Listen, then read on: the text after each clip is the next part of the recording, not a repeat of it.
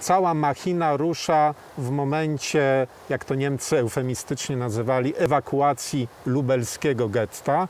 To właśnie Żydzi z tego getta byli pierwszymi ofiarami tego straszliwego obozu, pierwszego obozu akcji Reinhardt. Bełżec jest z tego powodu wart szczególnego zainteresowania, że